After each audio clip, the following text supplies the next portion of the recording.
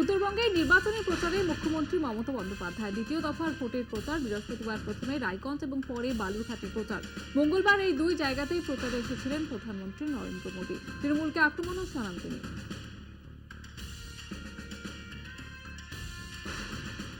রামনবমীতে মুর্শিদাবাদে অশান্তির ঘটনা পরিকল্পিত। রায়গঞ্জের সভা থেকে অভিযোগ মুখ্যমন্ত্রীর।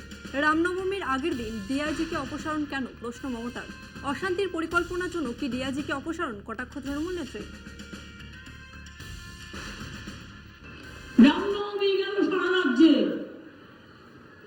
মুর্শিদাবাদের ঘটনা আমি যদি বলি পরিকল্পিত ঘটনা, আমি যদি পলটা আপনাদের বলি পরশুদিনের ঘটনা ঘটিয়েছিল কারা, আমি চ্যালেঞ্জ করে বলছি বিজেপি। একই জায়গায় তারপরের দিন গিয়ে প্রথম অ্যাটাক করলো কারা, বিজেপি এমএলএ দলবল নিয়ে গিয়ে। আপনি রামনবমীর মিছিল করতে গেছেন, অস্ত্র নিয়ে আক্রমণ করতে আপনাকে কে বলেছে? কে অধিকার দিয়েছে? মা দুর্গায় অধিকার দেয়নি। মা দুর্গা অসুর বধ করেছিল। আপনাদের মতো অসুরদের বধ করার জন্য মা দুর্গার প্রয়োজন আছে। আমি যদি জিজ্ঞেস করি বিজেপি কমিশনকে, রামনবমীর আগের দিন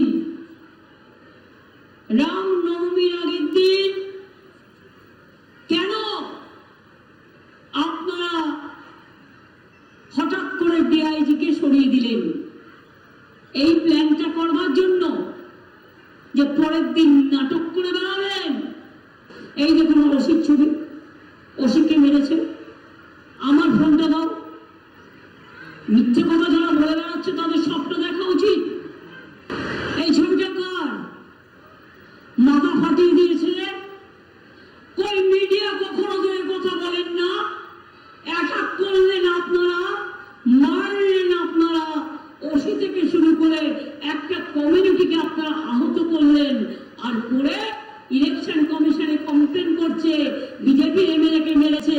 কিন্তু এই ছেলেটা যে কমপ্লেন করেছে বিজেপি এমএলএ গিয়ে অ্যাটাক করেছে, তাকে কেন গ্রেফতার করা হবে না?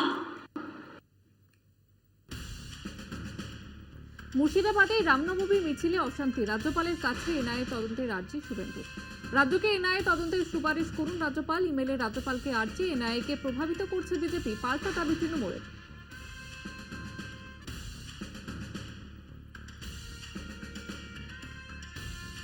বিজেপিকে লক্ষ্মীর ভান্ডার তোপ মুখ্যমন্ত্রীর। ওরা বলছে 3 মাস পর লক্ষ্মীর ভান্ডার বাদ দিয়ে দেবে। আমি বলছি কে হরিদাস, উন্মাদের মতো কথা বলছে। সাহস থাকলে বন্ধ করে দেখা। কৃষ্ণামপুরের সভা থেকে হুঙ্কার তৃণমূল নেত্রী। আজকে বলছি 3 মাস মানে লক্ষ্মীর ভান্ডার বাদ দিয়ে দেবো। আমি যে কে রে হরিদাস? কে হরিদাস?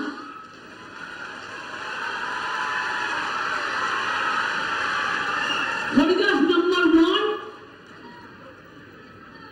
মাথাটা কি গেছে? ওর মাদের মতো বলছে লক্ষ্মীর ভান্ডার বন্ধ করে দেবো। আমার সাহস থাকলে দেখার মায়ের আঁচলের কত দাম, মায়ের আম্মার কত দাম, মায়ের মাদারের কত দাম, হাত দিয়ে দেখি। আপনারা জীবন ভর পাবেন লক্ষ্মীর ভান্ডার।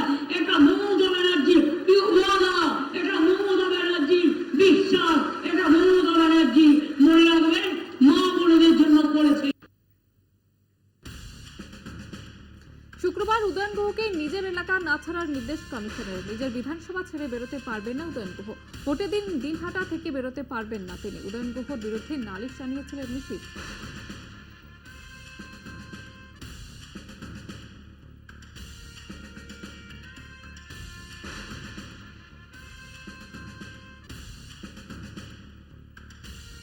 কমিশন রেখায় উদয়ন, পাল্টা চ্যালেঞ্জ উদয়ন গুহর। আজই আমার বাড়ি ও ভেটাকুড়িতে নিশ্চিতের বাড়িতে তল্লাশি হোক। তল্লাশি করুক কেন্দ্রীয় বাহিনী ও রাজ্য পুলিশ। যদি কারোর বাড়িতে অবৈধ টাকা, অস্ত্র, কুখ্যাত দুষ্কৃতি মেলে তাহলে আমাকে বা নিশ্চিতকে গ্রেপ্তার করা হোক, হুঙ্কার উদয়নের।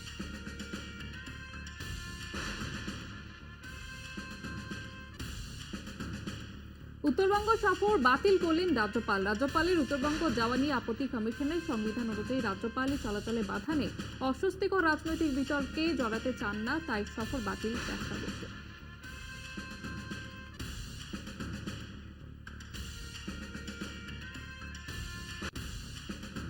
অগ্নিমিত্রা সহ 16 জনের নামে এফআইআর করলেন কোতোয়ালি থানার সাব ইন্সপেক্টর। বুধবার থানায় ঢুকে পুলিশকে শাসান অগ্নিমিত্রা পাল। মুখ্যমন্ত্রীর বিরুদ্ধে নালিশ জানাতে থানায় যান মেদিনীপুরের বিজেপি প্রার্থী।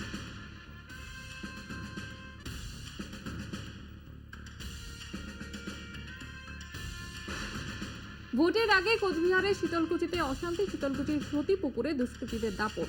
ভোটারদের অস্ত্র দেখিয়ে ভয় দেখানোর অভিযোগ, সোশ্যাল মিডিয়ায় ভাইরাল সেই ভিডিও। দুই দুষ্কৃতী পালিয়ে যায় এবং আটক করা হয় একজনকে। তৃণমূলের বিরুদ্ধে অভিযোগ উঠছে, অভিযোগ অস্বীকার শাসক দলের।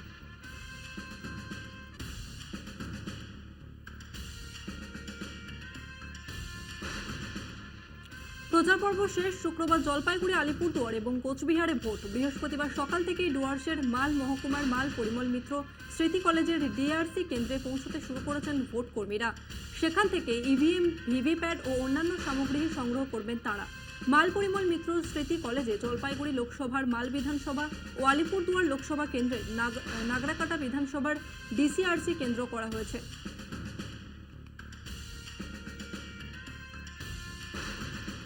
100% ইভিএম, ভিভিপ্যাট মেলানোর আর্জিতে মামলা। বৃহস্পতিবার শীর্ষ আদালতের বিচারপতি সঞ্জীব খান্না এবং বিচারপতি দীপঙ্কর দত্তের এজলাসে শুনানি। এ প্রসঙ্গে কেন্দ্রের বক্তব্য জানতে চায় সুপ্রিম কোর্ট। এর আগে মঙ্গলবারও এই মামলার শুনানি চলে। 2 ঘন্টারও বেশি সময় ধরে চলে শুনানি। ওই দিনই আদালতের তরফে জানানো হয়, কাগজের ব্যালটে ফিরে আসার ধারণার সঙ্গে একমত নয়। ইভিএম মেশিনগুলোতে মানুষের হস্তক্ষেপ না হলে তা সম্পূর্ণ সঠিক ফলই দেবে।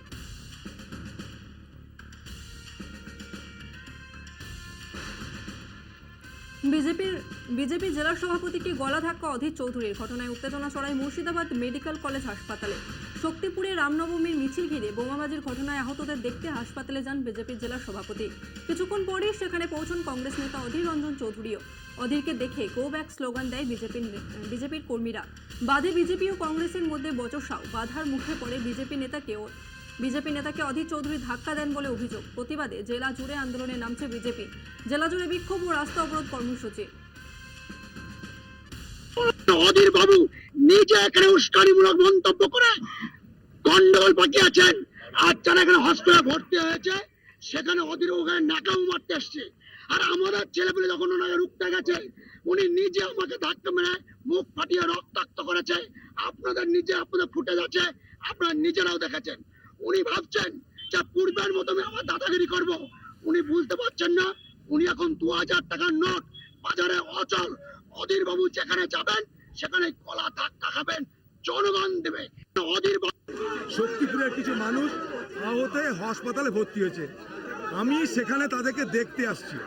আমি মালদা থেকে ফেরার পথে রাস্তায় খবর পেলাম, তাদেরকে হাসপাতালে দেখতে আসছি। তারা কেমন আছে না আছে, চিকিৎসা তাদের ঠিক মতো হচ্ছে কিনা সেই জন্যে।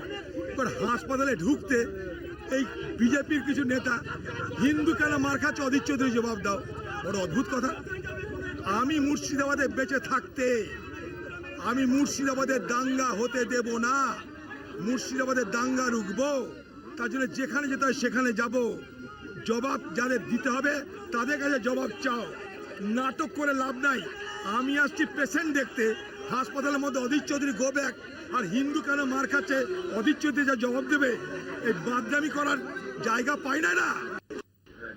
সংবিধান সবসময় মাইনরিটিদের প্রোটেকশনের কথা বলে। মুর্শিদাবাদে কারা মাইনরিটি? হিন্দুরা মাইনরিটি। তারা আক্রান্ত হচ্ছে। আর যাদের ভোটে উনি জিতেছেন তাদের পাশে না দাঁড়িয়ে ভোট রাজনীতি করার জন্য গুন্ডা ক্রিমিনালদের পাশে দাঁড়াচ্ছে। সব থেকে আশ্চর্যের ব্যাপার, নিজের আগে হিট করছে প্রত্যেকটা জায়গায়। তো এটাই হচ্ছে তার রাজনৈতিক মানসিকতা। বারবার করে আমরা বলে আসছি, তৃণমূল কংগ্রেস আগের দিন বিভান থেকে এরকম ফিজিক্যালি হিট করলো, আজকে বিজেপি নেতাকে করলো, কালকে সাধারণ মানুষকে, তার আগেও সাধারণ মানুষকে করেছে।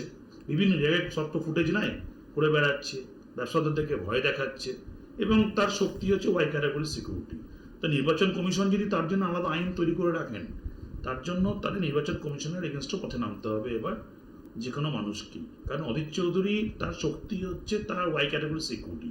তার সিকিউরিটিও সমান তালে মানুষকে গায়ে হাত দিচ্ছেন, যে অধিকার নেই, সিকিউরিটি রেস্ট্রিকশন আছে। গুজরাটে বর্ণাঢ্য শোভাযাত্রায় স্বরাষ্ট্রমন্ত্রী অমিত শাহ। গান্ধীনগরে মনোনয়নপত্র জমা দিতে বর্ণাঢ্য শোভাযাত্রা অমিত শাহের। নজর কাড়া ভিড়, উৎসাহ কর্মীদের মধ্যে।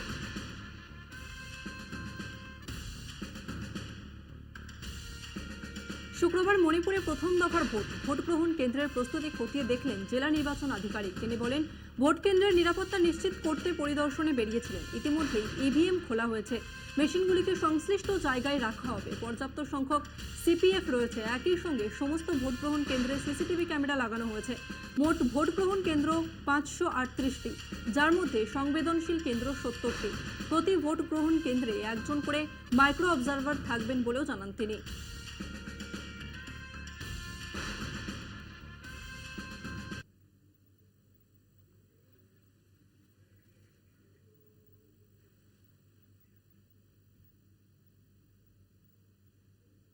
The first phase of poll is taking place tomorrow.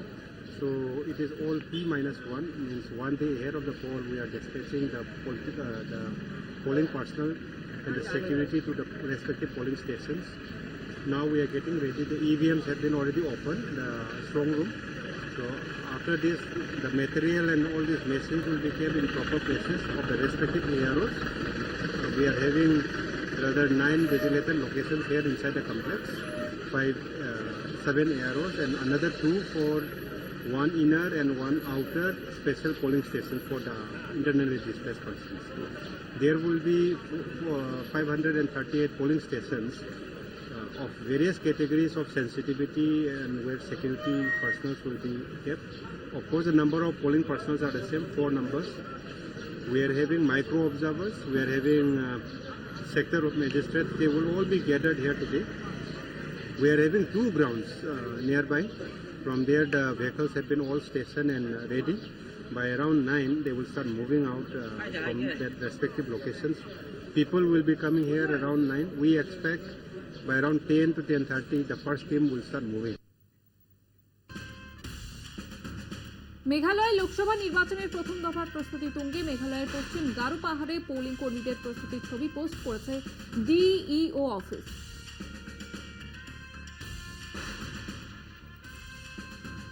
Vote পর্ব শুরুর আগে রক্তাক্ত উপত্যকা ফের জম্মু কাশ্মীর জঙ্গিদের হাতে খুন হলো এক শ্রমিক।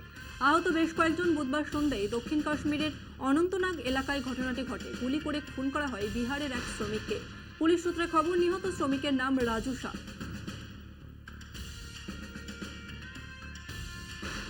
ये दुखद बात है, ये हुई है, तो इसमें प्रशासन को देखना है कि भाई ऐसी घटना क्यों हो रही है, और प्रवासी जो मजदूर हैं उनके लिए भी जो है आर्थिक सहयोग जो है लोगों को करना चाहिए।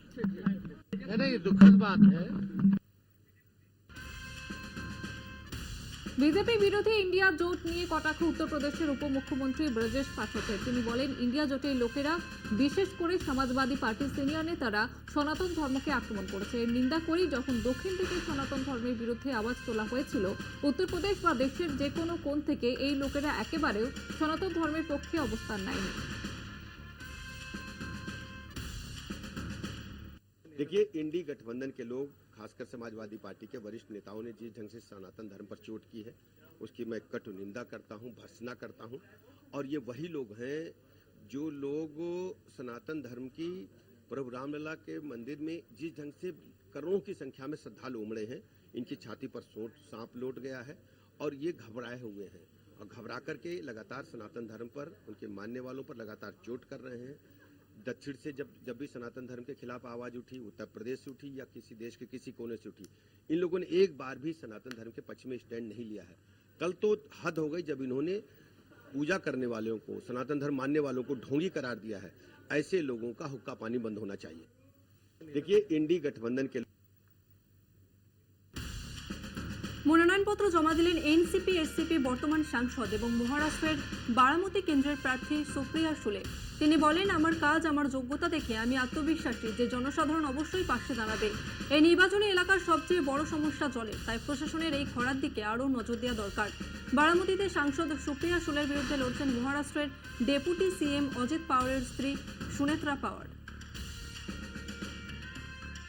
मेरा काम देख के, मेरा मेरिट देख के बारामती की माई बाप जनता जरूर मेरे साथ खड़ी रहेगी, ऐसा मेरा विश्वास है।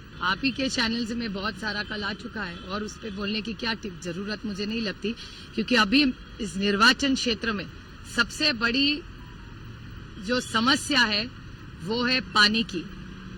पानी में बहुत सारी जगह है, किसान है, पीने का पानी है, उसमें बहुत सारी दिक्कतें हो गई है। तो मेरे ख्याल से प्रशासन ने आज ये जो सूखा पड़ा है उसमें ज्यादा ध्यान देने की जरूरत है। लेकिन मेरे खिलाफ तो देश के सारे ही खड़े हुए, वही तो कह रहे हैं, पूरा देश के जो विरोधी है वो सारे मेरे खिलाफ एक हो। আসন্ন ওড়িশা বিধানসভা নির্বাচনের জন্য প্রার্থী ঘোষণা করল কংগ্রেস। ওড়িশা বিধানসভা নির্বাচনের জন্য 4 প্রার্থীর একটি তালিকা প্রকাশ করেছে কংগ্রেস। ভাঙ্গা থেকে কংগ্রেসের প্রার্থী দেবেন্দ্র কুমার সাহু, সত্যবাদী থেকে কংগ্রেস প্রার্থী মনোজ রাত, ভুবনেশ্বর সেন্ট্রাল থেকে লড়বেন প্রকাশ চন্দ্র জানা এবং ভুবনেশ্বর উত্তর থেকে কংগ্রেসের প্রার্থী অশোক কুমার দাস।